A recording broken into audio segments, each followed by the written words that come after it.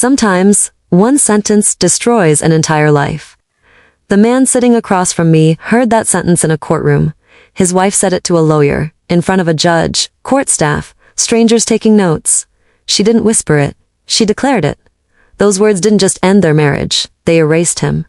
When he first walked into my office, I noticed his hands immediately, tucked into his lap, pressed down, hidden, like they'd committed a crime. He wouldn't look at me. His eyes stayed fixed on the floor on the corner of the room, anywhere but my face. He sat at the very edge of the chair as if he didn't deserve the full seat, as if taking up space was a privilege he'd lost. And then he spoke. His voice barely rose above a whisper. The words came slowly, carefully, like each one hurt to release. I'm not a man anymore. Not a question, not self-pity, a statement, a fact he'd accepted. In 22 years of practice, I've heard thousands of opening lines, but that one landed differently. Because he wasn't asking me to argue with him. He wasn't looking for reassurance. He'd already made up his mind. And I could see it in the way he sat there, collapsed inward, shoulders curved, hands hidden, that something had happened to him that went beyond heartbreak. This was identity death. I didn't know yet what his wife had said in that courtroom. I didn't know about the betrayal, the humiliation, the friend who became the enemy. But I knew this. Whatever broke him didn't start in that courtroom. It had started long before, quietly, slowly, and by the time anyone noticed, it was too late to stop the collapse. His name was Michael, 43, civil engineer, married 12 years, past tense now. I watched him sit there trying to make himself smaller, and I wondered what series of events could reduce a grown man to this. He opened his mouth, closed it, tried again, my wife. He stopped, corrected himself. Ex-wife. In court, she told everyone I wasn't. His throat worked. He couldn't finish. I've learned not to rush these moments. Silence in therapy isn't emptiness. It's the space where truth gathers enough courage to speak. Finally, she said I wasn't a man, because I couldn't perform, sexually, for 2 years. The words fell like stones. He waited for my reaction. Judgment, maybe. Pity, probably. I gave him neither, just presence. And she didn't just tell me, he continued, voice flat now, mechanical. She told the court, the lawyers, the judge, everyone. She said it was why he paused, breathed. Why she found someone else, I noted the phrasing. Found someone else, not cheated, not betrayed, as if her actions were inevitable, as if he'd left her no choice. Who did she find? I asked gently, his jaw clenched, released, clenched again. My best friend. Daniel, 20 years of friendship, he was my best man, my daughter's godfather. Still present tense, still my friend. Even after everything, there was more. I could feel it. Something worse than the betrayal itself. They were together for 6 months before I found out, he said. In my house, in my bed. And when I caught them... He trailed off, shook his head. Daniel said something. Something I can't stop hearing. What did he say? Michael's hands trembled in his lap. He said, bro, she needed a man, and you weren't one anymore. Someone had to step up. The cruelty of that statement hung between us. But what struck me wasn't the words themselves. It was Michael's reaction. He wasn't angry. He was nodding slightly, as if some part of him agreed. This wasn't just about adultery. This was about a man who'd internalized his wife's and friends' judgment so completely that he now saw himself through their eyes. And in those eyes, he didn't exist. But here's what I didn't know yet, sitting there in that first session. The erectile dysfunction, it wasn't mysterious. It wasn't permanent. It was treatable, fixable. And Michael had known that. He'd gone to a doctor eventually. They'd told him it was stress-induced, hormonal, manageable with simple intervention. He could have fixed everything 2 years earlier with one honest conversation and a prescription. But shame had locked his throat, and silence had destroyed his life. The courtroom statement was just the public execution. The real death happened in the 2 years before, when Michael suffered alone, convinced that asking for help would prove he wasn't a man. So he said nothing. And his wife drifted, and his best friend stepped in. And by the time the truth came out, it wasn't in a doctor's office or a therapy room. It was in a courtroom, broadcast as evidence of his failure. But that's not where the story starts. Not really. Because when I asked Michael weeks later, when did you first start believing you weren't enough? He didn't say 2 years ago. He didn't say when the dysfunction started. He said, I don't know. Maybe always. And that's when I understood. This wasn't a story about erectile dysfunction or infidelity. This was about a boy who learned that love was conditional on performance. A boy who became a man who believed his worth was measured by what he could do, not who he was. And when he couldn't perform, he assumed he'd lost his right to exist. So he hid. He lied. He pretended. Until the weight of pretending crushed him. And sitting there in my office, hands hidden, voice barely audible, he was still hiding. Still apologizing for taking up space. Still waiting for permission to be human. That's what I saw in our first session. Not just a man who'd been betrayed. A man who'd betrayed himself first, by believing the lie that he had to be perfect to deserve love.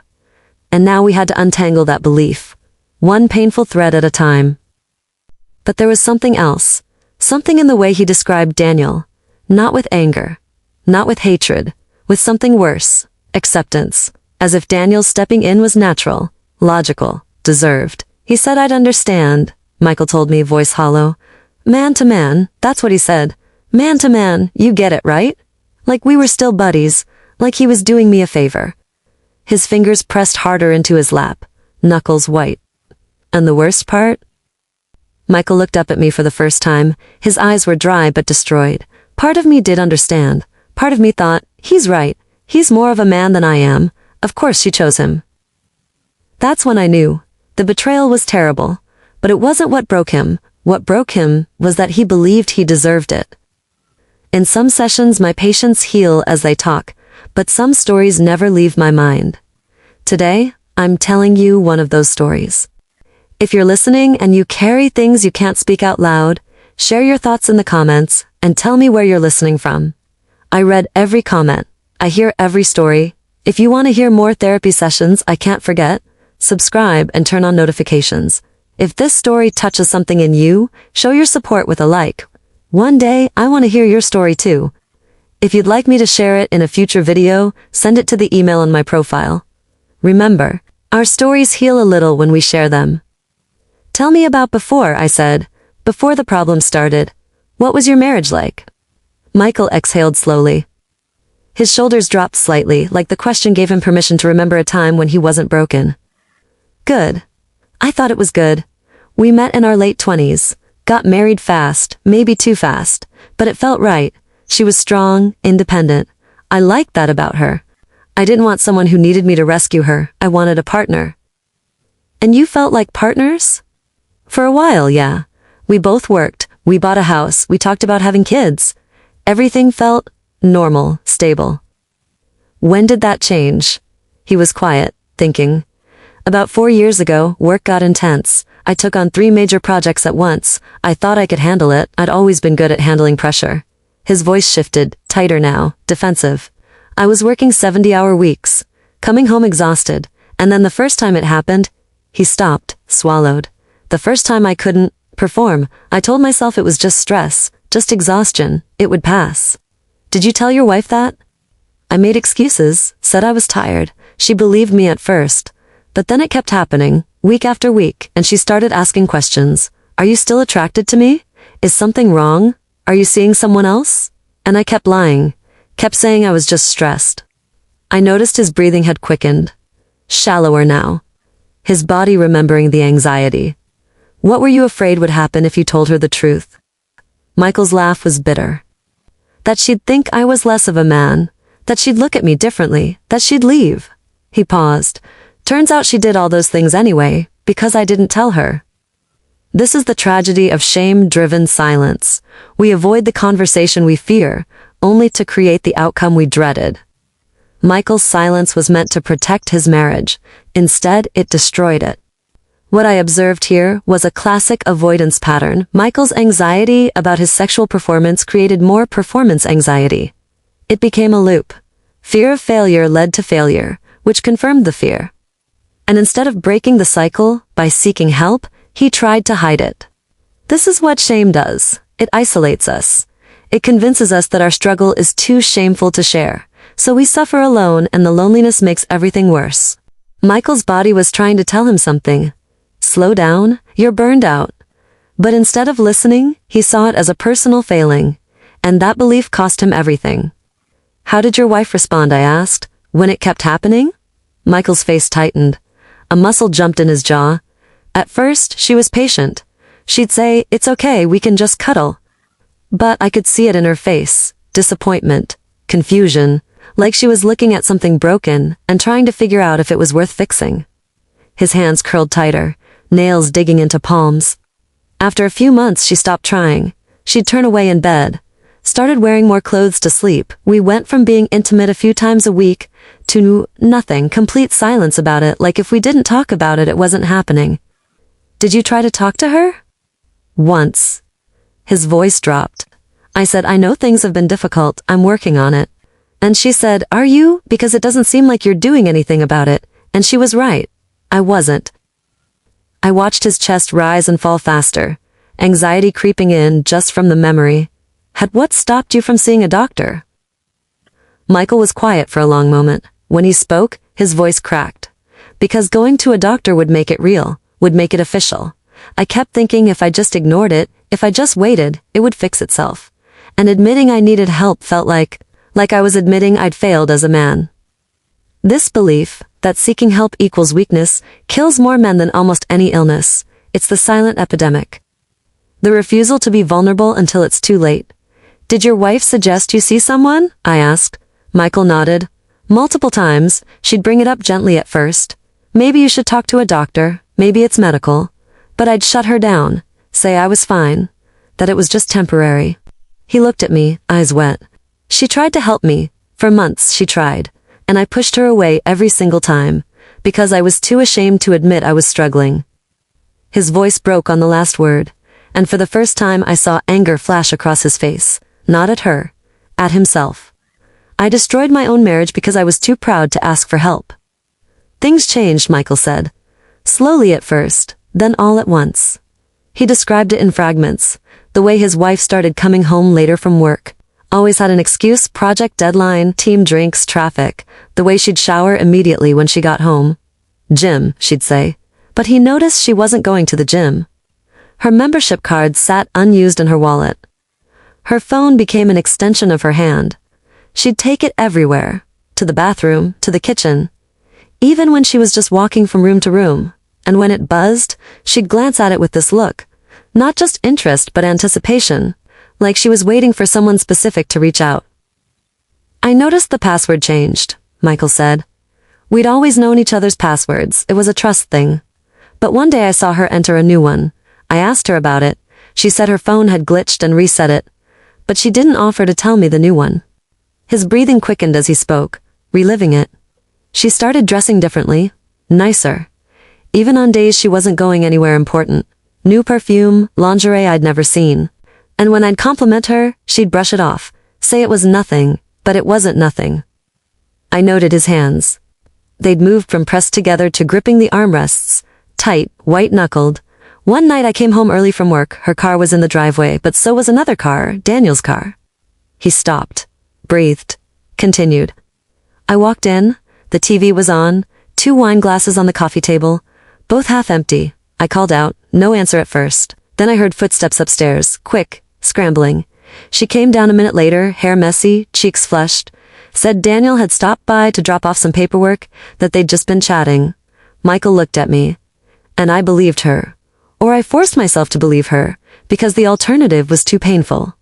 This is what's called willful blindness. Michael saw the signs. Every single one.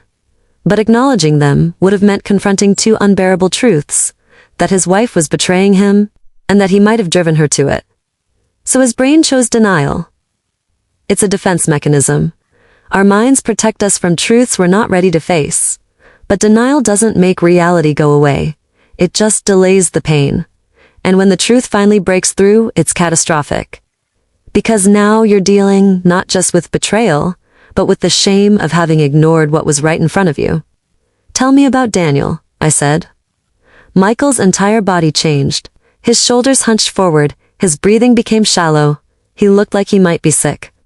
20 years, he said quietly. "We met in college, engineering program. We were roommates junior and senior year. He was at my wedding. I was at his, until he got divorced 3 years ago. After that, he was around even more. He'd come over for dinner, watch games with me, help me with house projects. He was family." The use of past tense flickered in and out. Even now, months later, Michael couldn't fully let go. He's the one who introduced me to my wife, actually. He knew her from work, set us up on a blind date, used to joke that he was responsible for our happiness. A bitter smile crossed Michael's face. I trusted him completely. With my house keys, with my kids. Well, we don't have kids, but if we did, with everything. When did he start coming around more often? I asked. After the problem started. After my wife and I grew distant, he'd text, "Hey, haven't seen you guys in a while. Mind if I swing by?" And I'd say yes. I was happy for the company, for someone to fill the silence. Michael's hands were trembling now. He'd bring wine, nice bottles. My wife would cook, the three of us would sit around the table like old times, and I remember thinking, this is good, this is what we needed. Someone to remind us how to be a family. His voice cracked. I invited him into my home over and over. I gave him access to my wife, to my life. And the whole time, he couldn't finish. His chest heaved, not crying, just collapsing inward. Did you ever feel something was off? I asked gently. Between them? Michael's jaw clenched, released. Looking back? Yes, 100 little things I ignored. The way she'd laugh at his jokes, really laugh, is the way she used to laugh with me. The way they'd have these inside references I didn't understand. How she'd check her phone more when he was around. How he'd touch her shoulder when he passed behind her chair. Just casual. Friendly. Except it wasn't. He pressed his palms into his thighs, hard. One night, I woke up around 2 a.m., needed water. I walked past our home office and saw her phone lighting up on the desk. She'd forgotten it. It buzzed. Over and over. I looked at the screen. He stopped. Swallowed hard. 12 messages. All from Daniel. I didn't open them, but the preview showed on the lock screen, "Miss you already. Can't stop thinking about earlier. He doesn't deserve you." Michael looked at me, and I put the phone back down, went to bed, pretended I hadn't seen it. Because sometimes the truth is more terrifying than the lie. It was a Tuesday, Michael said. And I've learned that trauma sears specific details into memory. The day, the time, the weather, these anchors to the moment everything changed. I had a site inspection scheduled for 3 p.m., routine check. But when I got there, the contractor had already handled the issue I was coming to review. So I left. Got in my car. It was 2:47 p.m. I remember because I looked at the clock and thought I could go back to the office, or I could just go home. His breathing was quickening. I could see his pulse in his neck. I didn't text her. I usually would. Heading home early, but my phone was at 2% battery and I figured, why bother? I'll just surprise her. Maybe we could talk. Try to reconnect. Michael's hands gripped the armrest tighter. I pulled into the driveway at 3:04 p.m. Daniel's car was there. Again, third time that week, and I thought, okay, he's visiting, that's fine, that's normal. He paused, his eyes unfocused, staring at something only he could see. I walked in through the front door, unlocked. The house was quiet, no TV, no music, just silence. I called out, "Hello, babe?" Nothing. I walked through the living room, kitchen, empty. The wine glasses were on the counter, 2 of them, half full. Lipstick stain on one. His voice had gone flat, mechanical, a protective dissociation. I walked up the stairs, slowly, each step creaking, and I could hear something. Not voices, just sounds, movement, breathing. And my brain was still trying to make it make sense. Maybe they're moving furniture. Maybe she's showing him the guest room we renovated. He stopped, closed his eyes. The bedroom door was cracked open, not closed, just ajar, like they hadn't bothered, or didn't think they needed to. And I stood there in the hallway, hand on the wall, telling myself to turn around, to leave, to unsee what I was about to see. "But you didn't," I said softly. "No." He opened his eyes. They were dry but destroyed. I pushed the door open. The silence that followed was heavy. I didn't rush him. They were in my bed, the bed I'd bought with my first big paycheck, the bed we'd picked out together at IKEA, spent 3 hours assembling. She was on top of him, her back to the door, his hands on her waist, and they didn't notice me at first. They were too. He trailed off, swallowed. I must have made a sound, a gasp maybe, or the door creaked, because she turned around, and our eyes met. And you know what her expression was? I waited. Not guilt, not shame. Annoyance, like I'd interrupted something important, like I was the one in the wrong place. When we witness betrayal firsthand, the brain struggles to process it. What Michael described, the flat tone, the excessive detail, the dissociation, these are classic trauma responses. His mind was protecting him by going numb, and his wife's reaction, annoyance rather than remorse, compounded the wound. It told him that in her mind, he was the intruder. His presence in his own bedroom was the problem, not her infidelity. This kind of emotional inversion, where the victim is made to feel like the perpetrator, is deeply damaging. It distorts reality and makes the betrayed person question their right to feel hurt at all. What happened next? I asked. Michael's breath came faster, shorter. Daniel saw me. He scrambled off the bed, started grabbing his clothes, boxers, pants, shirt, fumbling with buttons, and he kept saying, Mike, I can explain, it's not. And I just stood there. His hands were shaking now. Violently. My wife got up, wrapped the sheet around herself, the sheet I sleep under every night, and she just looked at me. Didn't say sorry. Didn't say anything. Just looked. Like she was waiting to see what I'd do. What did you do? Nothing. The word came out strangled. I stood there like a fucking statue. Daniel finished getting dressed, pushed past me, said, I'm so sorry, man, and left. I heard his car start, drive away, and then it was just me and her, standing in our bedroom, the room smelling like them. He closed his eyes. She spoke first. She said, how long have you been standing there? Not I'm sorry, not I can explain. Just, how long have you been standing there? Like the problem was me seeing it, not her doing it. What did you say? I asked. I asked her how long. His voice was barely audible. How long it had been going on. And she didn't answer at first. Just looked at me. Then she said, 6 months. 6 months. Half a year. All those dinners, all those times he was just visiting. All the times I invited him over because I thought he was helping our marriage feel normal again. Michael's face twisted. And then I asked the question I shouldn't have asked. The question that's haunted me every day since. What question? I asked why him, and she said, he stopped, breathed, because he makes me feel like a woman again, because he wants me, because he can do what you can't. The cruelty of the statement sat between us. And then she said it, the thing that broke me. She said, you're not a man anymore, Michael. You haven't been for a long time. Michael didn't go home that night. He got in his car and drove. No destination, just drove. Windows down, music off, mind blank. He ended up in a 24-hour diner parking lot at 3 a.m., sitting in his car, staring at nothing. I wanted to cry, he told me. But I couldn't. It was like my body wouldn't let me. Like crying would be admitting something I wasn't ready to admit. He went to a motel, checked in, sat on the edge of the bed until sunrise. His phone buzzed constantly. Texts from his wife, calls from Daniel. He ignored all of them. At 6 a.m., his wife called again.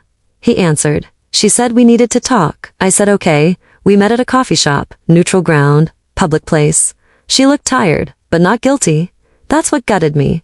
She looked inconvenienced, like I was making this harder than it needed to be.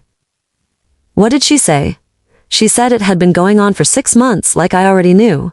But then she elaborated. It started with texts, venting about our relationship, then coffee meetups. As friends, she said. Then one night, after too much wine at our house, they kissed. And it escalated.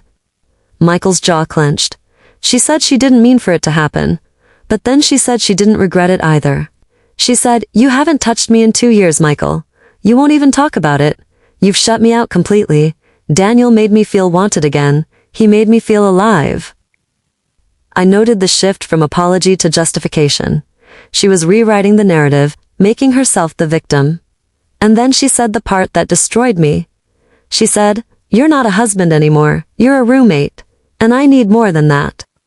What Michael's wife did here is called blame shifting. Instead of taking responsibility for her actions, she made Michael responsible for her choices. Yes, their marriage was struggling. Yes, Michael's avoidance contributed to that. But her decision to cheat wasn't inevitable. It was a choice.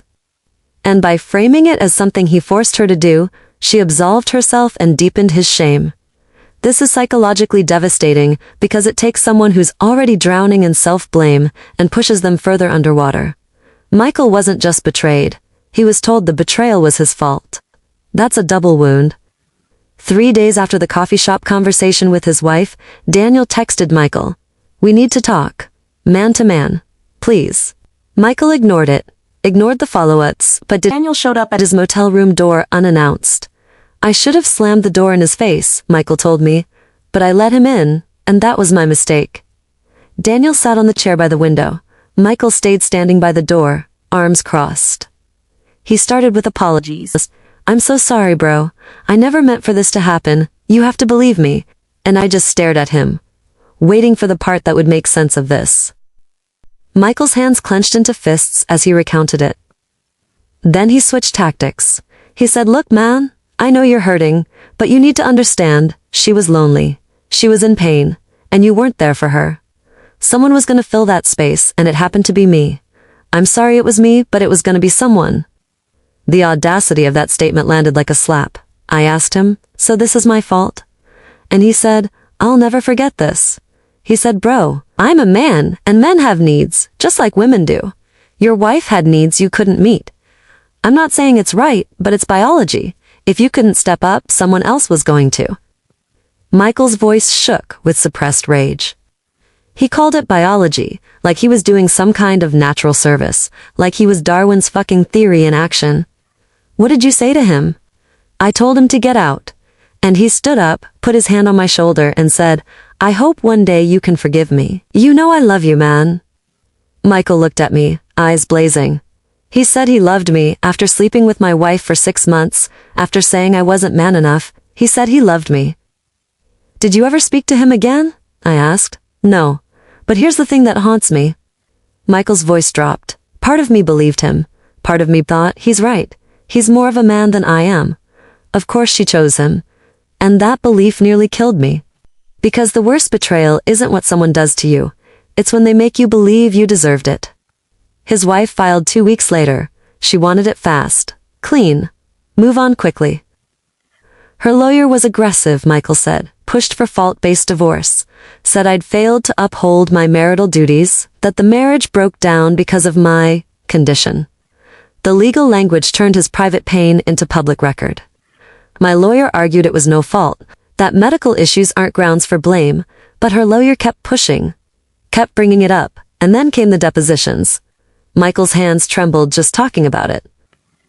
They asked me directly, is it true you've been unable to maintain an erection for approximately 2 years?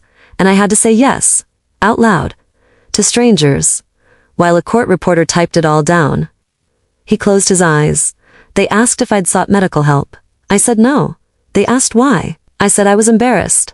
They asked if I'd discussed it with my wife. I said minimally. They asked if I understood how this affected her. And I wanted to scream, did she understand how it affected me? But I just said yes. The humiliation was being codified, made official, part of the permanent record. The final divorce hearing was supposed to be routine, Michael said. Sign papers, judge approves, done. But her lawyer had other plans. He described walking into the courtroom, the fluorescent lights, the wooden benches, the American flag in the corner, the court reporter with her silent keyboard. The judge, an older woman with reading glasses, looking tired.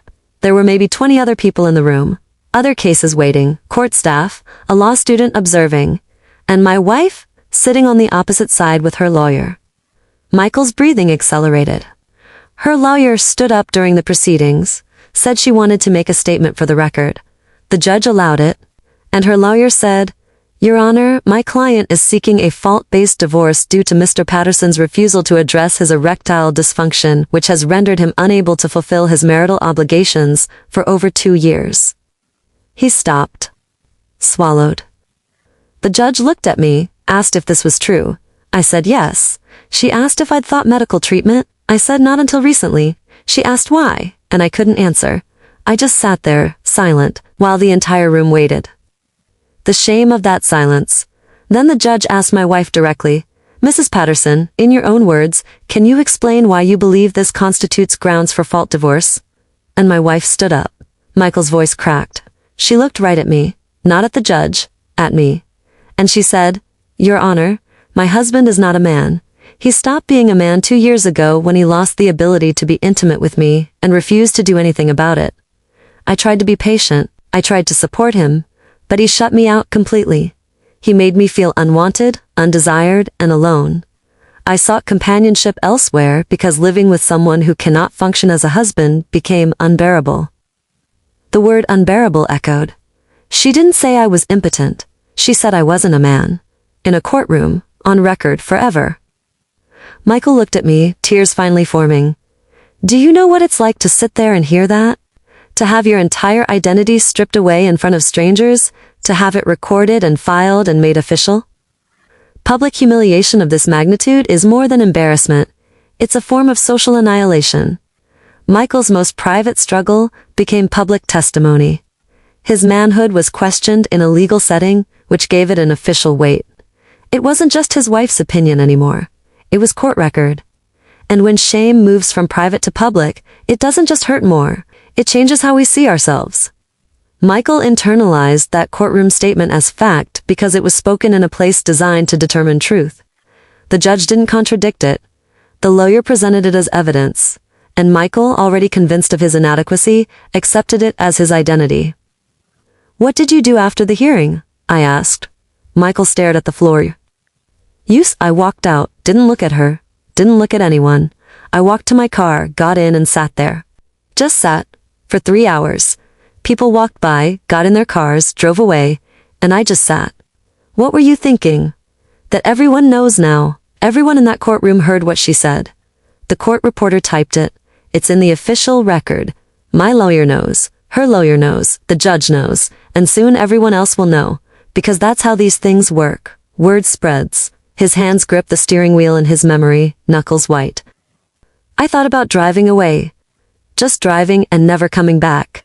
Disappearing. Starting over somewhere no one knows me. Somewhere I'm not the guy whose wife left him because he couldn't get it up. But you didn't, I said. No, because where would I go? My shame would come with me.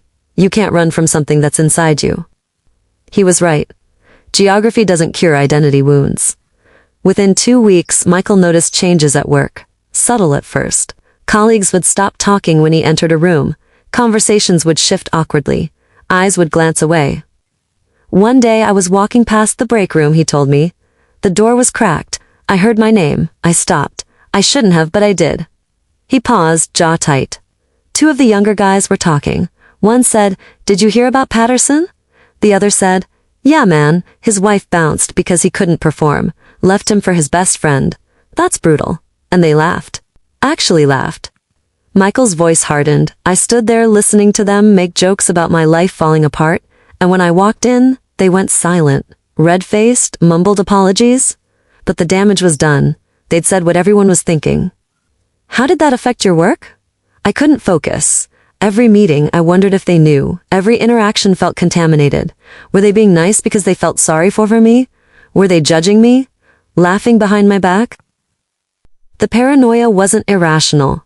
It was the logical extension of trauma. I started coming in early, leaving late, trying to avoid people, but that made it worse. People noticed, started asking if I was okay, and their concern felt like pity. When private shame becomes public knowledge, every interaction becomes loaded. Michael couldn't just be a colleague anymore. He was the guy with the problem. This is what sociologists call a spoiled identity. His professional reputation got tangled with his personal crisis. And in male-dominated fields like construction, where masculinity is performed daily through crude jokes and sexual bravado, Michael's struggle made him a target. Not always malicious, but constant. He became a cautionary tale, a punchline, a source of uncomfortable sympathy. And that social rejection reinforced his belief that he truly was less than other men. I couldn't stay, Michael said. Every day felt like walking through a minefield, waiting for someone to say something, waiting for the next joke, the next pitying look. He described the final straw, a site meeting, 10 people around a conference table. The project manager was going over structural plans when someone's phone rang. The ringtone was some crude joke song about performance. The room went silent. Everyone looked at Michael. They weren't trying to be cruel, he said. But their faces, the discomfort, the quick glances away, it was worse than mockery. It was like I'd become something embarrassing just by existing. That night, he wrote his resignation letter. 2 sentences. I am resigning from my position effective immediately. Thank you for the opportunity. No explanation, I asked. What would I say? I'm leaving because my wife humiliated me in court and now everyone knows I'm impotent? I just left. How did you feel after you submitted it? Relieved, then terrified. Because I just walked away from the only identity I had left. I wasn't a husband anymore. Now I wasn't an engineer anymore. So what was I? Did anyone try to stop you? I asked. My supervisor called. Asked what happened, if it was about salary, if someone had said something inappropriate. I told him it was personal. He said, Mike, if this is about the divorce, don't let it cost you your career. But that's the thing. My career was already contaminated. Staying would have just prolonged the humiliation. Michael moved into a studio apartment, sparsely furnished. A mattress on the floor, a folding chair, a TV that stayed off. I stopped answering my phone, he told me. At first people called. Old friends. Mutual friends from the marriage, they wanted to check in. See how I was doing. But what was I supposed to say? I'm great. Just living my best life after my wife publicly announced I'm not a man? His voice dripped with sarcasm. So I stopped picking up. Stopped responding to texts. Eventually they stopped trying. And part of me was relieved. Part of me thought, good. They don't actually care. They just want gossip. Do you think that's true? I asked. He hesitated. No. Some of them probably did care. But I couldn't handle their concern, because concern meant talking about it. And talking about it reliving it. So I just disappeared. The apartment became his cave. He ordered food delivery, watched nothing, slept irregularly. Days blurred together. I'd wake up at 2 p.m., realize I hadn't eaten in 18 hours, force myself to eat something, then just sit, staring at the wall, thinking about everything over and over. This is what shame-driven isolation looks like. Michael withdrew not because people rejected him, but because he rejected himself and assumed everyone else would too. He cut off support before it could fail him. This is a defense mechanism. If you push people away first, they can't abandon you. But it's also self-fulfilling. By isolating, Michael reinforced his belief that he was unworthy of connection, and isolation made everything worse. Without external perspectives, his negative thoughts became his only reality. He was trapped in an echo chamber of his own shame. Tell me about the nights, I said. Michael's breath caught. The nights are when it all comes back. He described lying in bed, not sleeping, just lying there. Eyes open in the dark. The replay would start automatically. Walking into the bedroom, his wife's expression, Daniel fumbling with his clothes, the courtroom, her voice saying not a man on infinite loop. I try to stop it, he said. Try to think about something else. Anything else. But my brain wouldn't let me. It was like watching the same horror movie over and over, except I was the victim in it. His hands gripped the armrests tighter. Sometimes I'd get up, 3 a.m., 4 a.m., walk around the apartment, make tea I wouldn't drink, stand by the window looking at nothing, then go back to bed and stare at the ceiling some more. Did you sleep at all? In pieces. An hour here, 2 hours there. Never deep, always on the edge of waking. And every time I woke up, there'd be this split second where I'd forgotten, where everything was still okay. And then reality would crash back and I'd remember. My wife cheated on me, my best friend betrayed me, everyone knows, I'm not a man. The exhaustion in his voice was bone deep. I started having this recurring dream. Not every night, but often. I'm back in the courtroom. But this time it's Pat. Every person I've ever known is there. My father, my old colleagues, friends from high school, everyone. And my wife is on the stand, but she's not just talking to the lawyer, she's addressing the whole room. And she's listing every way I've failed, as a husband, as a man, as a person, and everyone is nodding, taking notes, agreeing with her. He swallowed hard, and in the dream I try to speak, to defend myself, but nothing comes out. I'm mute, invisible, and they just keep talking about me like I'm not even there. Dreams like these aren't random. There are subconscious processing trauma. Michael's dream revealed his core fear, being judged by everyone he knows and being unable to defend himself. The muteness in the dream mirrored his real-life silence, his inability to speak up about his struggles when it mattered, and the audience agreeing with his wife reflected his internalized belief that her judgment was correct. Our dreams often show us what we're too afraid to admit while awake. Michael believed on some level that everyone saw him the way his wife did, and that belief was suffocating him. When did you finally see a doctor? I asked. Michael exhaled slowly. After everything fell apart, after the divorce was filed, after I quit my job, I figured, what's the point now? But I went anyway.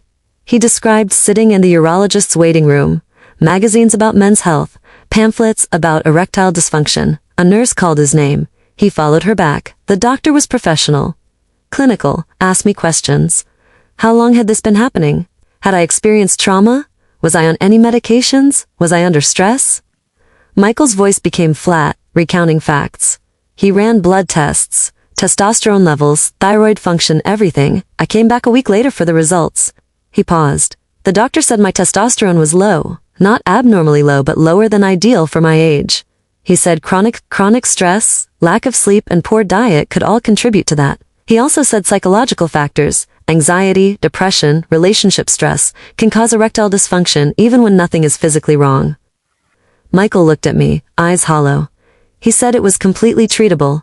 Testosterone therapy, counseling, lifestyle changes, maybe medication if needed.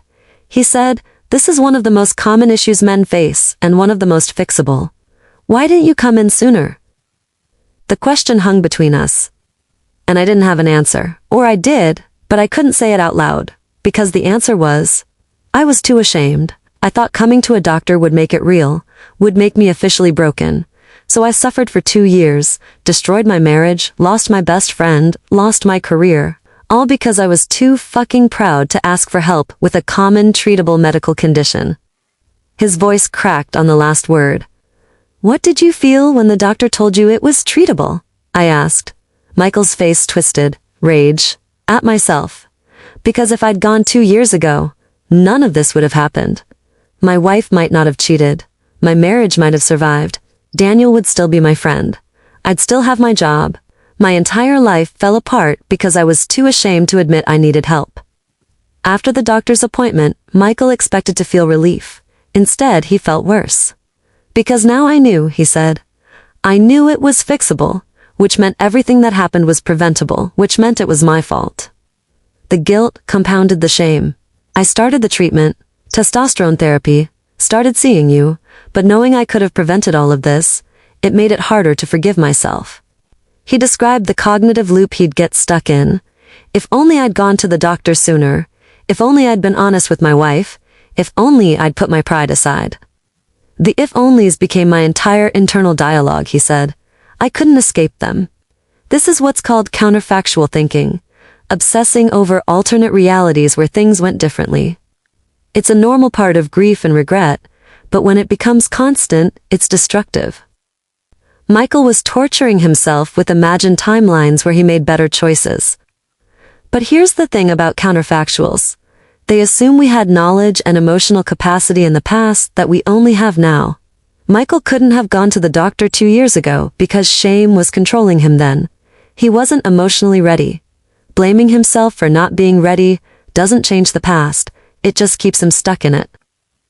There was a night, Michael said, voice dropping to barely a whisper, when I didn't think I could keep going.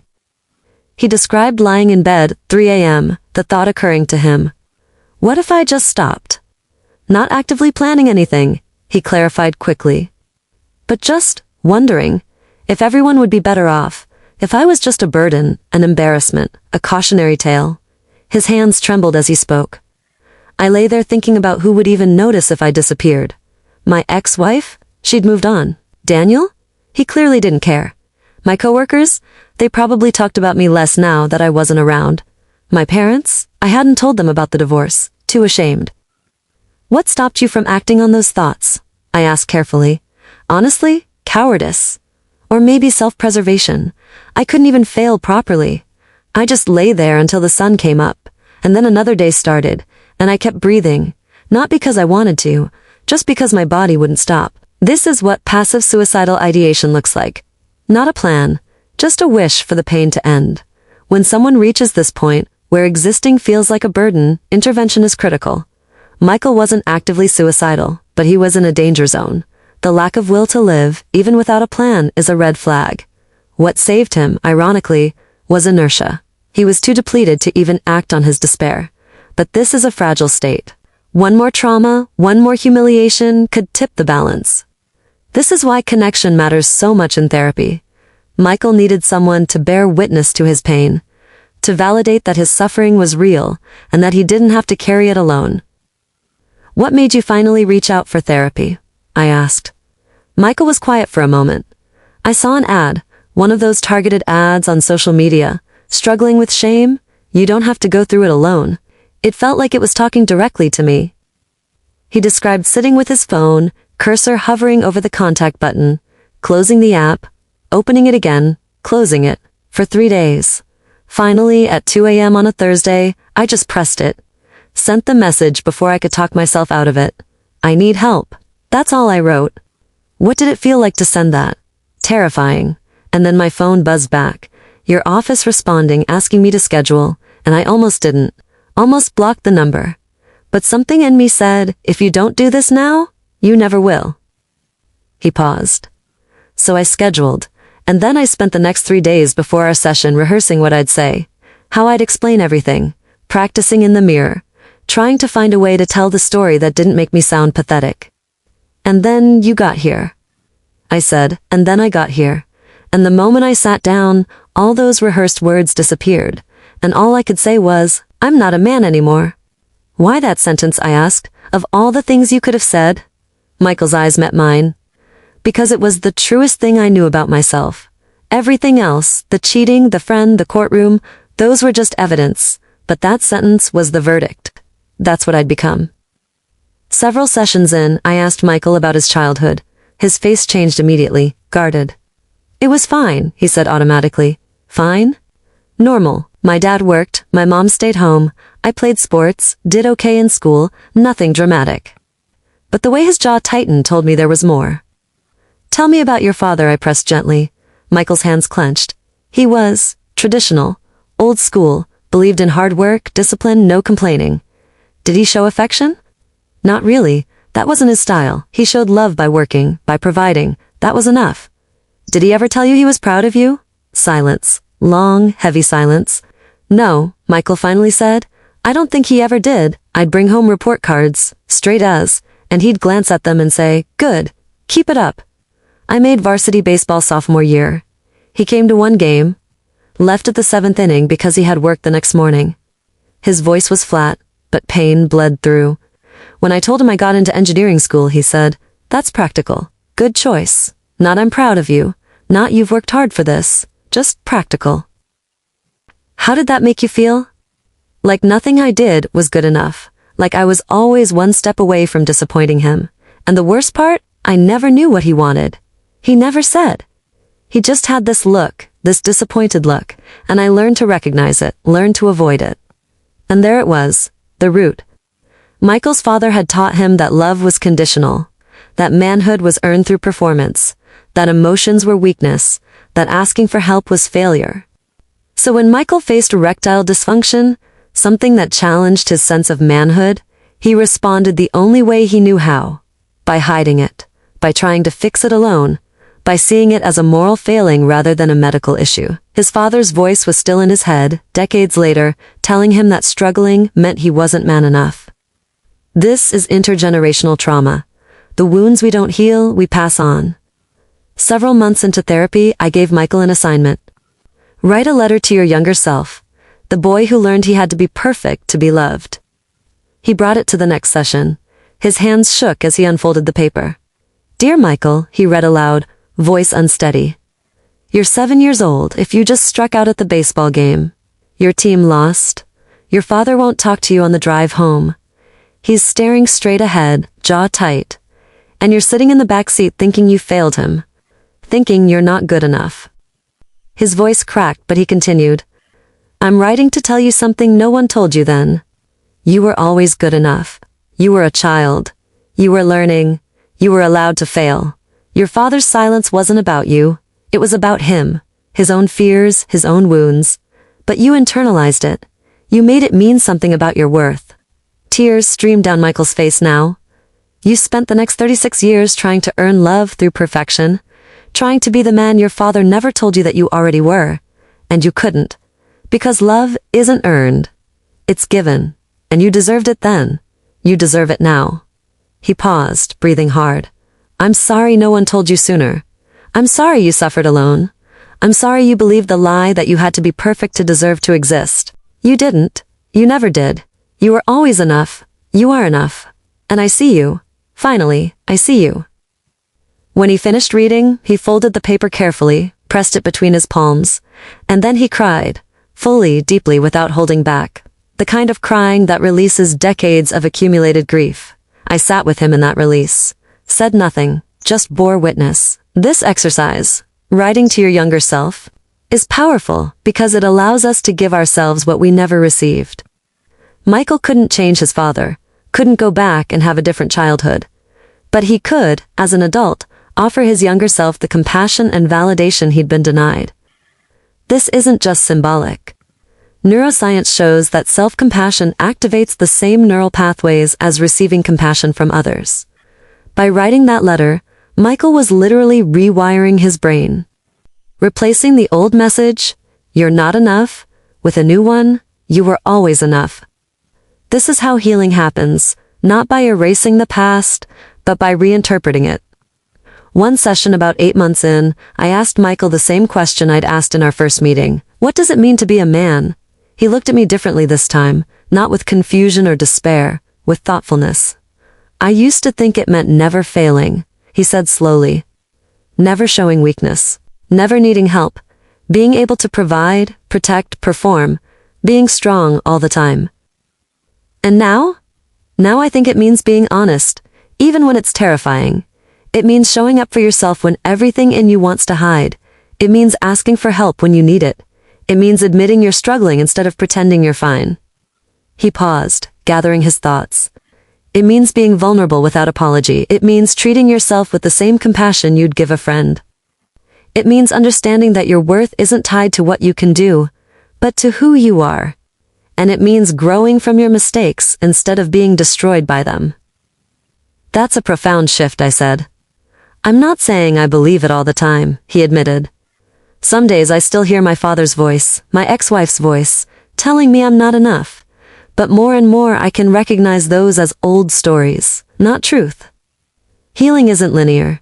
3 months after the letter exercise, Michael had a major setback. He'd been dating someone new, cautiously. They'd gone on several dates, it was going well. But when intimacy became a possibility, his anxiety spiked.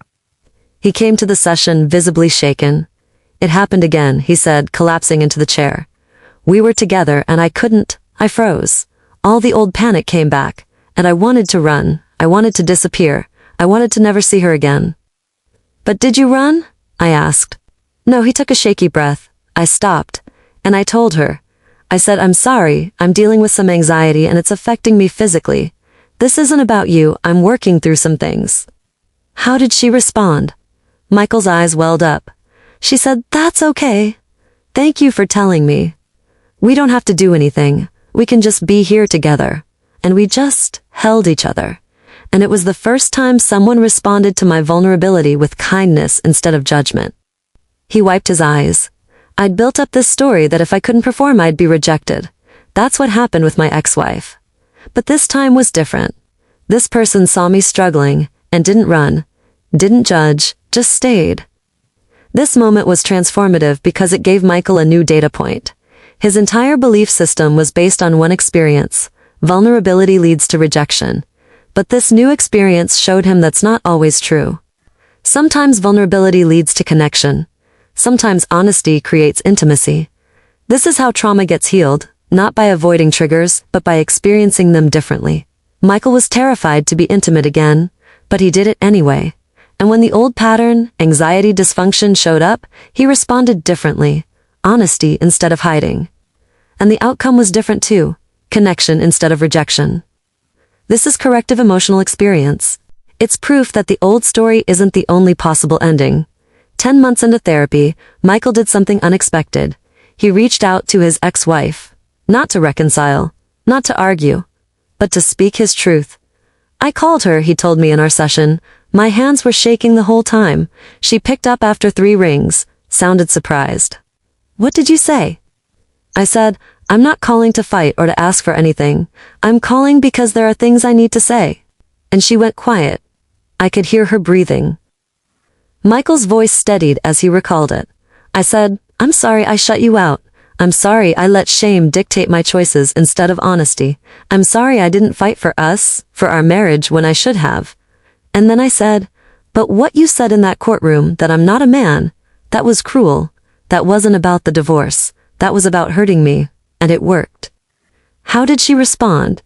She started crying, said she was sorry too, that she was angry and wanted to hurt me the way she'd been hurt, that she regretted saying it publicly, that she didn't mean it the way it sounded. Michael paused. And I said, whether you meant it or not, I believed it. And I've spent the last year trying to unbelieve it. And we talked. Really talked. For the first time in years. She told me she'd been unhappy for a long time, that the sexual issues were just the final straw, not the cause, that we'd been drifting for years and neither of us had addressed it. How did that conversation feel? Sad, but also freeing. Like I could finally put that chapter to rest. She wasn't a villain, I wasn't a victim, we were two people who failed each other, and acknowledging that felt like releasing a weight. 2 months after that, Michael ran into Daniel, grocery store, frozen food aisle. They locked eyes across the freezer cases. Michael described it in detail. My first instinct was to turn around, leave, avoid, but I didn't. I stood there, and he walked over. What did he say? He said, Mike, hey, I didn't expect to see you. And I said, yeah, just that, and we stood there in this awful silence. Michael's jaw tightened at the memory. Then he tried to apologize again, started with the same excuses. I'm so sorry, man, it wasn't supposed to happen, she was lonely, you were distant. And I cut him off. What did you say? I said, stop. I don't need your excuses. What you did hurt me in ways I'm still recovering from. You betrayed 20 years of friendship. You slept with my wife while pretending to be my friend, and then you tried to make it my fault. Michael's voice was steady now, firm. I said, I'm not gonna forgive you. I'm not gonna say it's okay. It's not okay. But I'm also not gonna let what you did define my life anymore. I'm moving forward, and that means leaving you in the past where you belong. How did he react? He just stared at me, mouth open, like he couldn't believe I'd said it, and then I walked away, didn't look back. How did you feel after? Powerful. For the first time in over a year, I felt like I had control over something. I'd set a boundary, I'd spoken my truth, and I didn't need his response. I didn't need his validation. I just needed to say it. This confrontation was crucial for Michael's healing. Not because Daniel deserved his words, but because Michael needed to speak them. For months, he'd been carrying Daniel's narrative, that the betrayal was somehow justified, that Michael had failed as a man. But by confronting Daniel directly and rejecting that narrative, Michael reclaimed his story. He wasn't asking for an apology. He wasn't seeking closure from Daniel. He was giving closure to himself. This is what healthy boundaries look like. Stating your truth, asserting your reality, and walking away regardless of how the other person responds. Michael didn't need Daniel to agree or apologize. He just needed to be heard. And more importantly, he needed to hear himself stand up for himself. A year into therapy, Michael started applying for jobs. It terrified him. The fear of exposure, of questions about his resume gap, of someone discovering his past, all of it screamed at him to stay hidden. But I did it anyway, he told me. I updated my resume, I wrote cover letters, I submitted applications, and every time I clicked send, I felt like I was jumping off a cliff. What changed? I asked. What made you ready? I realized I had two choices. I could keep hiding and let my past define my future, or I could move forward and see what happens. And hiding wasn't working anymore. It was just another form of dying. He got 3 interviews. The first 2 didn't result in offers. The third one did. A smaller firm, he said, less corporate, more collaborate. The owner interviewed me herself, asked about the gap in my employment, and I told her the truth. Well, a version of it. I said I'd gone through a difficult divorce and needed time to regroup. She nodded, said, I respect that. Takes strength to know when you need to step back. Michael's eyes lit up telling this part. She didn't see it as weakness. She saw it as self-awareness. And I got the job. Starting work again was an adjustment. Being around people, having structure. But it was also healing. It gave me a reason to get out of bed, he said. A reason to shower, to dress, to exist in the world again. And slowly, I started feeling like a person again, not just a collection of traumas. Around the same time, Michael joined a men's support group for sexual health issues, something he never would have considered before. I walked into that first meeting ready to run, he admitted. 10 guys sitting in a circle, looking as uncomfortable as I felt. But then the facilitator said, everything shared here stays here. No judgment, no advice unless asked for, just listening. One by one, men shared their stories. Erectile dysfunction, premature ejaculation, low libido, performance anxiety, trauma, shame. And I realized, Michael said, I wasn't alone. All these men, successful, professional, seemingly put together, were struggling with the same things I was. And they weren't less than. They weren't broken. They were just human. When it was Michael's turn to share, he spoke for 15 minutes, told the entire story. The dysfunction, the betrayal, the courtroom, the collapse. When I finished, he said, this older guy, maybe 60, looked at me and said, thank you for sharing that. I went through something similar 30 years ago, and I've never told anyone. Hearing you say it out loud makes me feel less alone. Michael's voice broke. I'd spent so long thinking my shame was unique, that I was the only one. But that room full of men taught me that shame thrives on isolation, and the antidote is shared experience. Support groups work because they break the illusion of uniqueness. Shame tells us we're the only one, that our struggle is too embarrassing to share, that no one else would understand. But when we share our story and hear others say, me too, everything shifts. Suddenly, we're not alone. Our experience is validated, our pain is witnessed, and in that witnessing, healing begins. Michael spent over a year believing he was uniquely broken. The support group showed him he was having a human experience, not a special, shameful one, a common, understandable one. And that realization that he wasn't defective, just human, was transformative. Michael continued dating the woman who'd shown him compassion during his vulnerability. Slowly, carefully. Her name is Rachel, he told me, a small smile on his face, the kind I hadn't seen in our early sessions.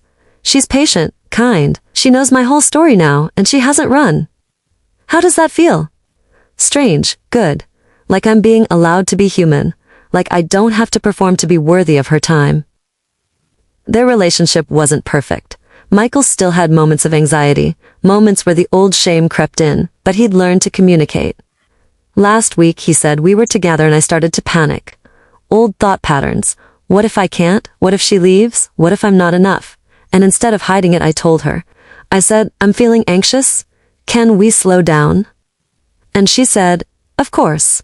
And we just talked, and the anxiety passed. He shook his head, almost in disbelief. It's wild how different things are when you're with someone who sees you as a person, not a performance. 14 months into therapy, Michael did something he'd been avoiding. He talked to his father. He'd been rehearsing for weeks. What to say it. How to say it. Whether to say it at all. I drove to his house, Michael told me. Sat in the driveway for 20 minutes, almost left 3 times, but I went in. His father had aged. Smaller than Michael remembered. Quieter. They sat at the kitchen table, coffee between them. I said, Dad, I need to talk to you about something. And he nodded, waited, and I told him everything. The divorce, the reason for it, the shame I'd carried, the belief that I wasn't good enough, and I told him where that belief came from. Michael's voice was steady but emotional. I said, you never told me you were proud of me. You never said I was enough, and I spent my whole life trying to earn something you never gave. And when I failed, I thought I'd confirmed what you always believed, that I wasn't good enough to be your son. How did he respond? He cried. Michael's voice broke. My father, who I'd never seen cry, sat there with tears running down his face, and he said, I'm sorry, I didn't know. I thought I was teaching you to be strong, to be independent. I thought not praising you would make you work harder. I didn't realize I was teaching you that you weren't enough. They talked for 3 hours, about Michael's childhood, about his father's childhood, his own absent, critical father, about generational patterns, about unspoken pain. He said, I was proud of you. I am proud of you. I just didn't know how to say it, and I'm sorry. Michael looked at me, tears streaming.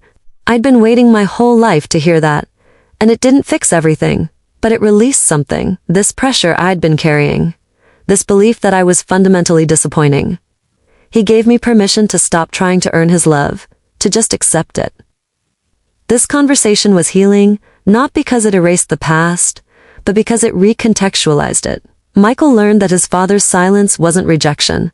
It was his father's own wounding. His father had been taught the same harmful lessons and passed them on unknowingly. This doesn't excuse the damage, but it helps make sense of it. And sometimes, making sense of our pain is the first step to releasing it. Michael also got something crucial: direct communication of love and pride. Words his inner child had been waiting decades to hear. Those words didn't erase his shame, but they loosened its grip. They gave him evidence that the story he'd been telling himself, "I'm fundamentally unlovable," wasn't true. "If you could go back," I asked, "what would you do differently?" Michael didn't hesitate. "I'd talk to her. I'd see a doctor. I'd admit I was struggling instead of pretending everything was fine." "Why didn't you?" "Because I thought admitting it would make me less of a man. But staying silent destroyed me anyway. So what was the point?" He looked at me, and for the first time, there was something other than shame in his eyes. There was anger. At himself. At the situation. At the unfairness of it all. That anger, I knew, was the beginning of healing. We didn't plan for it to be our final session. But as we talked, I could see Michael had crossed a threshold. "I think I'm okay now," he said, not with false confidence, with quiet certainty. "I'm not perfect. I still have hard days, days where the old thoughts come back. But I don't drown in them anymore. I know how to swim now." "Tell me what that means for you," I said. "It means when shame shows up, I can recognize it. I can say, that's the old story, it's not the truth. It means when I'm struggling, I ask for help instead of hiding. It means I've stopped measuring my worth by what I can do and started recognizing it's just there, inherent, not earned." He paused, gathering his thoughts. "It means I've forgiven myself, not fully maybe, but enough to keep going, enough to believe I deserve a good life even after making mistakes." "What about your ex-wife, Daniel? The courtroom?" "They happened. They hurt. They changed me, but they don't define me. That sentence she said, 'You're not a man,' it doesn't have power over me anymore, because I know who I am now. And it's not what she said. It's not what Daniel believed. It's not even what my father implied. It's what I've discovered through all of this." "And what's that?" "That being a man means being human. Fully, messily human. It means vulnerability and strength coexisting. It means asking for help and offering it. It means failing and getting back up. It means treating yourself with compassion even when you feel you don't deserve it." He smiled, genuinely smiled. "I'm more of a man now than I ever was when I was trying to prove it." Michael came back for a check-in session 6 months after we'd officially concluded therapy. He looked different. Not physically, though his posture had changed, open, relaxed, but there was something in his eyes. Peace. Not happiness necessarily, but a deep, settled peace. "I wanted to update you," he said, "on everything." He told me he was thriving at his new job, that he'd been promoted, that his boss praised his collaborative approach and emotional intelligence. "She said I make the team feel safe, that people come to me with problems because I listen without judgment. And I thought, that's because I know what it's like to need someone to listen without judging." He told me about Rachel, that they'd moved in together, that they were talking about the future. "We have hard conversations," he said, "about needs, boundaries, fears. And it's so different from my marriage. We don't avoid conflict, we move through it, together." He told me about the support group, that he'd become a facilitator, that he helps other men share their stories. "Last month," he said, "a guy came to his first meeting, 47 years old, just like I was, and he said the same thing I said, 'I'm not a man anymore.' And I looked at him and said, 'I understand, I felt that way too. But you are. You're struggling. That doesn't make you less than, it makes you human.'" Michael's eyes welled up, and watching him hear that, watching him start to believe it, reminded me how far I've come, how different I am from the person who walked into your office that first day. "You did the work, Michael," I said. "I just held space, you did the healing." "We did it together," he corrected. "You believed in me when I couldn't believe in myself, and that made all the difference." Before Michael left that final check-in, I asked him one more question. "If you could go back to that first day, when you sat in this chair and told me you weren't a man anymore, what would you tell yourself?" He thought for a long moment. "I'd tell him, you are. You always were. You just couldn't see it yet. And that's okay. Because you're about to learn. You're about to discover that manhood isn't about never falling. It's about getting back up. It's about being honest about the fall. It's about asking for help when you can't get up alone. His voice grew stronger.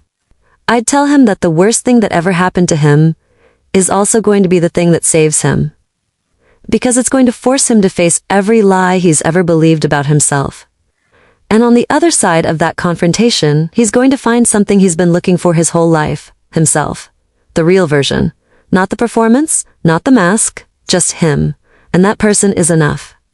Has always been enough. Will always be enough. He smiled. I'd tell him, you're going to be okay. Better than okay. You're going to be free. Michael's journey illustrates the anatomy of shame-based collapse and the pathway to healing. His trauma wasn't just what happened to him. The erectile dysfunction, the betrayal, the public humiliation. It was what he believed about himself because of what happened. He internalized a narrative that equated manhood with sexual performance. A narrative reinforced by his father, his culture, and ultimately his wife and friend. When he failed to meet that standard, he didn't question the standard. He accepted his own worthlessness. Healing required multiple interventions. First, naming the shame and bringing it into the light. Second, identifying the root, the childhood wounds that made him vulnerable to this particular collapse. Third, challenging the cognitive distortions, the belief that vulnerability equals weakness, that asking for help equals failure. Fourth, having corrective emotional experiences, relationships where vulnerability led to connection, not rejection. Fifth, rebuilding identity on a foundation of inherent worth rather than conditional performance.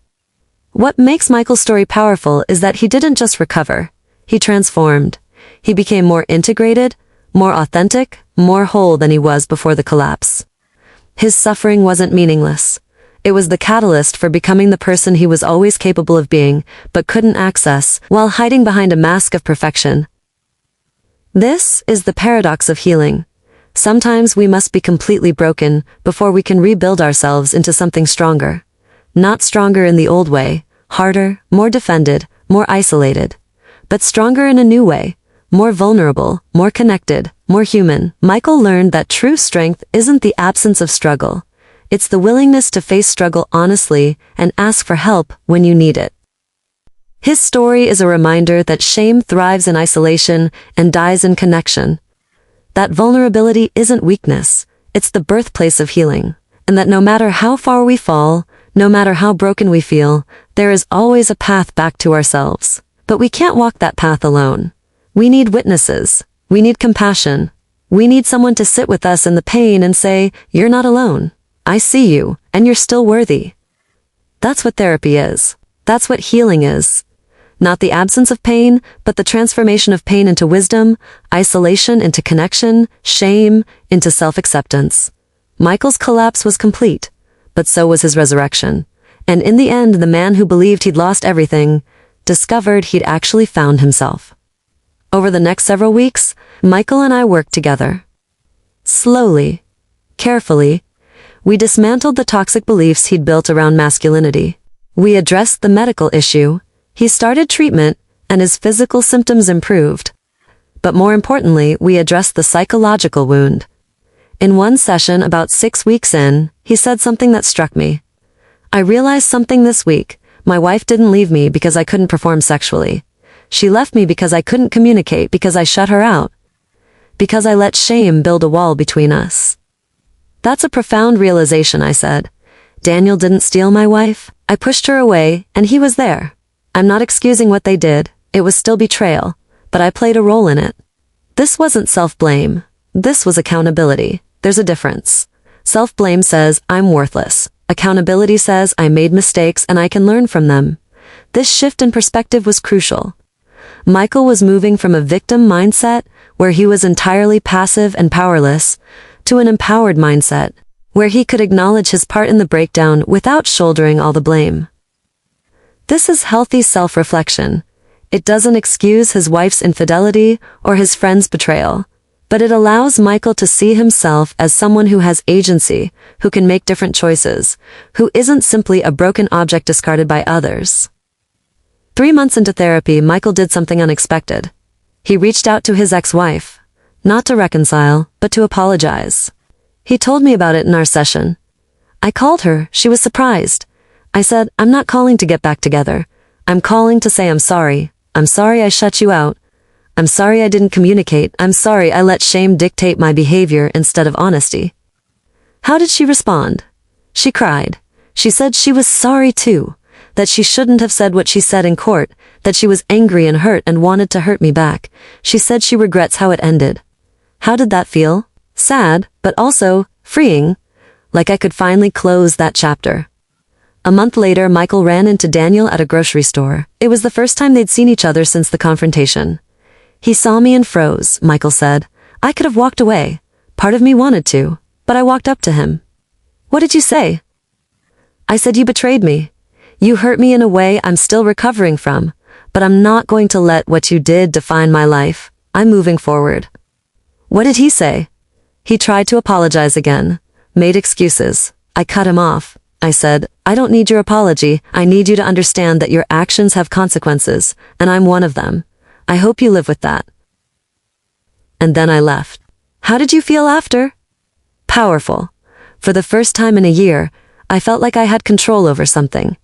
Michael's ability to confront Daniel, not with rage or desire for reconciliation, but with calm assertion of his boundaries, was a significant milestone. He wasn't seeking validation from Daniel. He wasn't trying to make Daniel feel guilty. He was simply stating his reality and then walking away. This is emotional maturity. It's the ability to hold space for your own pain without needing the other person to fix it or even acknowledge it. It's about self-respect, not revenge. 6 months into therapy, Michael started applying for jobs again. It was terrifying for him. The fear of exposure, of someone finding out about his past, was still there. But he did it anyway. "I got a job offer," he told me one day, a small smile on his face, the first real smile I'd seen from him. "That's wonderful, Michael. How do you feel?" "Scared, but also ready." He started the new job. Slowly, he began rebuilding his social life. He joined a support group for men dealing with sexual dysfunction, something he never would have considered before. He made new friends. He started exercising. He went on a date. "It didn't go well," he admitted. "I was too nervous, but I did it. That's what matters." In one of our final sessions, Michael said something that encapsulated his entire journey. "I spent a year believing I wasn't a man because I couldn't perform sexually. But now I realize that being a man isn't about sex. It's about integrity. It's about showing up for yourself even when it's hard. It's about being honest, being vulnerable, being willing to grow." He paused. "I'm more of a man now than I ever was when I was married, because now I know who I am, and I'm not ashamed of it." This is the ultimate reframe. Michael redefined masculinity on his own terms, not based on external performance metrics imposed society, but on internal values he chose for himself. This is what therapeutic healing looks like. Not the absence of pain, but the transformation of pain into wisdom.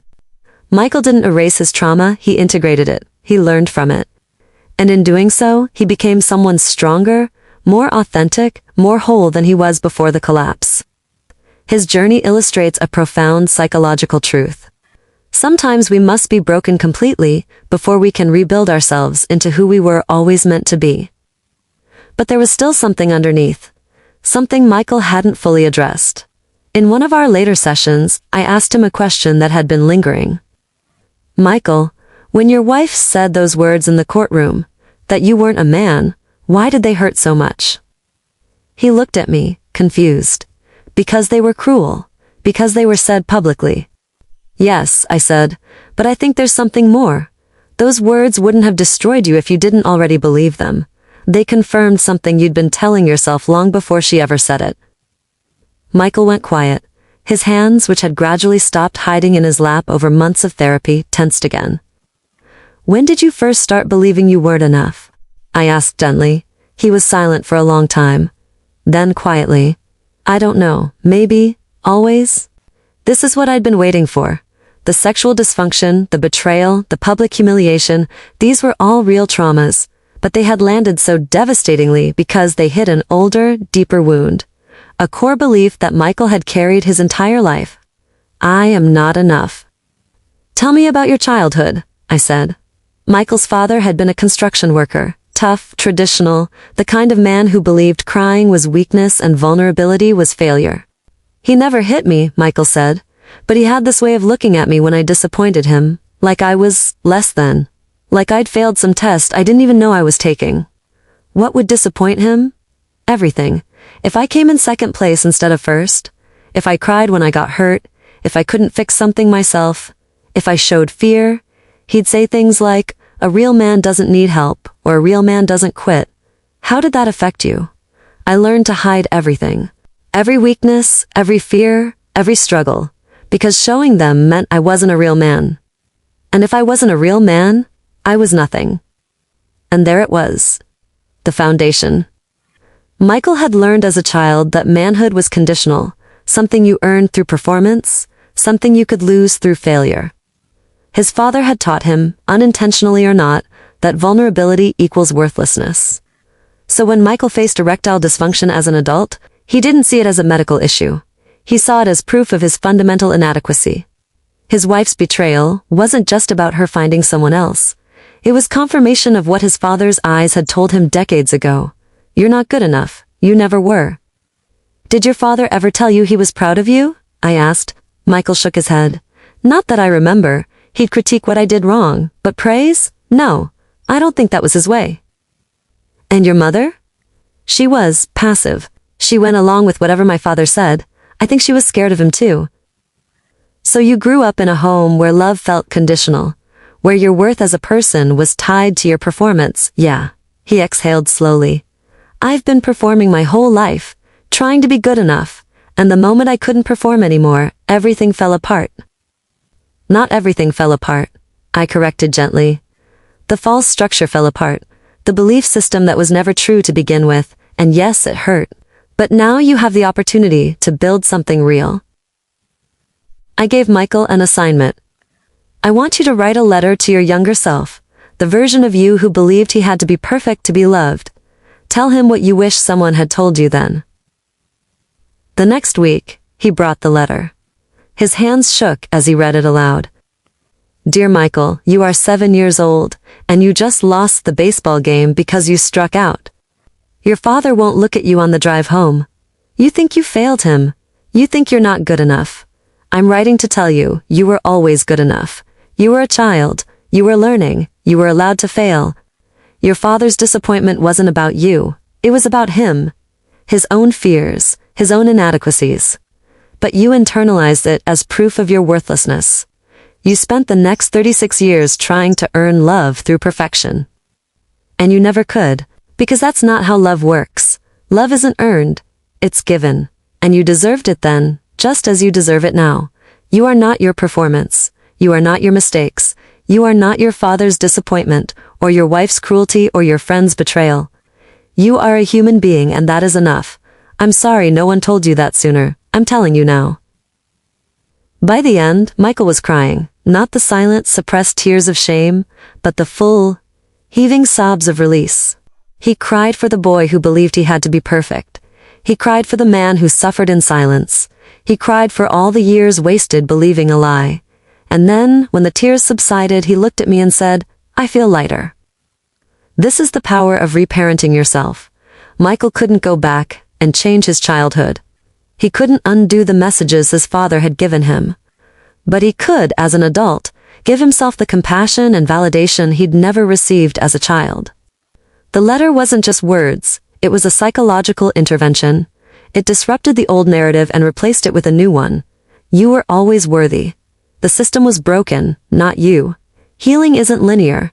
2 months later, Michael had a setback. He'd been dating someone new. Things were going well. But when they became intimate, his anxiety spiked, and the erectile dysfunction returned. He came to the session devastated. I thought I was past this, he said, his voice tight with frustration. I thought I'd healed. You have healed, I said. But healing doesn't mean you'll never struggle again.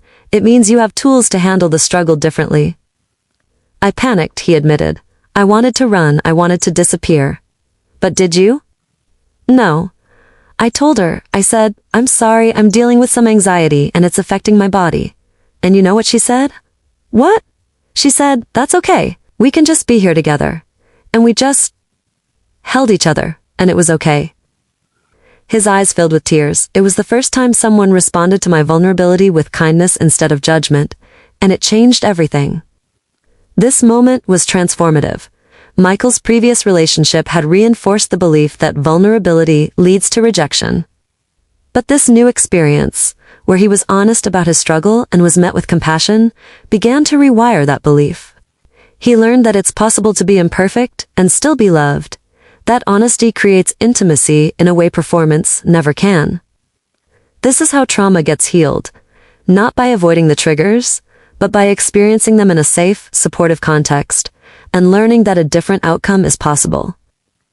In one of our deepest sessions, I asked Michael to personify his shame. If your shame was a person, what would it look like? He thought for a moment. It would look like my father, standing in the doorway, arms crossed, watching me, judging me. What would you say to him? Michael was quiet for a long time. Then he spoke, not to me, but to the imagined figure. You made me believe I had to be perfect. You made me believe that showing weakness meant I was worthless. And I spent my whole life trying to prove you wrong. But I can't anymore. I'm done performing for you. I'm done seeking your approval. You don't get to define me. His voice grew stronger. I am more than my mistakes. I am more than my failures. I am more than what you taught me I was. And I don't need your permission to exist. This exercise, speaking directly to the internalized critical voice, is a form of internal family systems therapy. By externalizing the shame and addressing it as a separate entity, Michael could see it for what it was. Not truth, but a learned pattern. Not his identity, but a voice he'd internalized.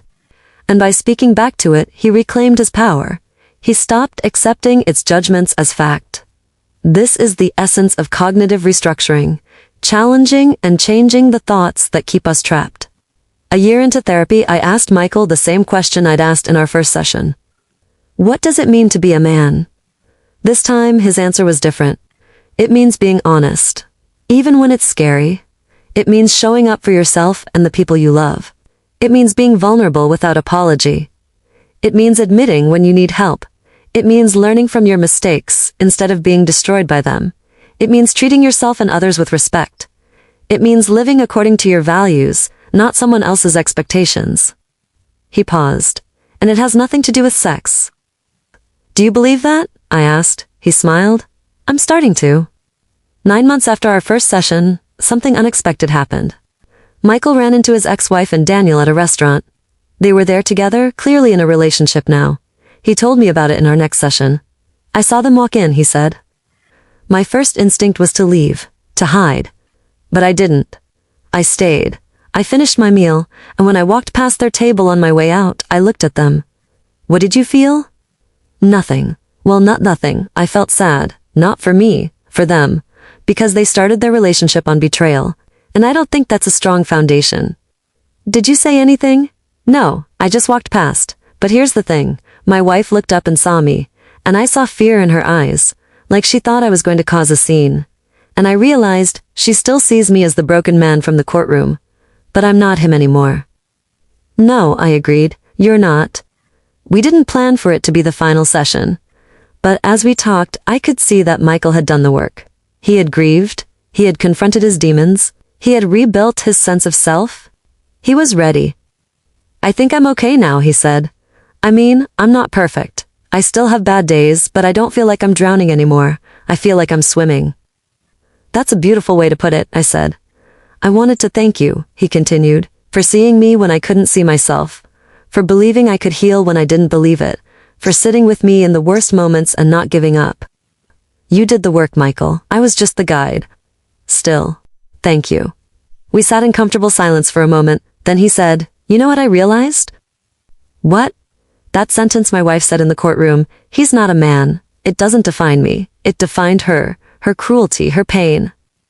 Her inability to see beyond surface-level things. But it was never the truth about me. No, I said, it wasn't. I saw Michael one more time, 6 months later. He came back for a check-in session. He looked different, healthier. His posture was upright. His hands rested comfortably on the armrests, not hidden in his lap. He smiled easily. I'm dating someone seriously now, he told me. We've been together for 4 months. She knows my whole story, and she loves me anyway. How does that feel? Strange. Good. Like I'm finally allowed to be human. You were always allowed, I reminded him gently. I know, but now I believe it. He told me he'd reconnected with some old friends, that he was excelling at his new job, that he'd started volunteering at a men's mental health organization, talking to other men who felt ashamed of their struggles.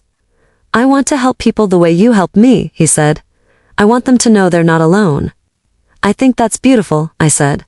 As he stood to leave, he shook my hand, firm, confident, present. Thank you, Dr. Bennett, for everything. Thank you, Michael, for trusting me with your story.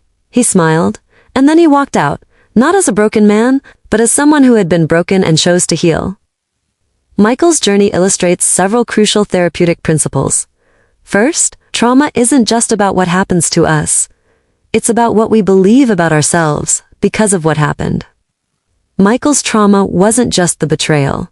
It was the confirmation of a core belief he'd carried since childhood, that he wasn't enough. Second, shame thrives in silence and dies in the light. The moment Michael began talking about his struggles, they lost their power over him. Third, healing requires redefining identity. Michael had to deconstruct toxic masculinity and rebuild a healthier, more authentic sense of self. Finally, setbacks are part of the process. Healing isn't about never struggling again, it's about having the tools to navigate struggle without being destroyed by it. Michael learned to be human. And in doing so, he became more of a man than any rigid societal standard could have made him. I hope this story has helped you see your own life, your emotions, or the people around you from a different perspective. I hope this story has helped you understand yourself and others better. I'd love to hear something about you in the comments, to know you and your story a little more. If you want to share what's going through your mind, you can write to the email address on my profile. And if this story touched you, don't forget to like the video and subscribe. To be notified of the next real-life story, you can click the bell icon to turn on notifications.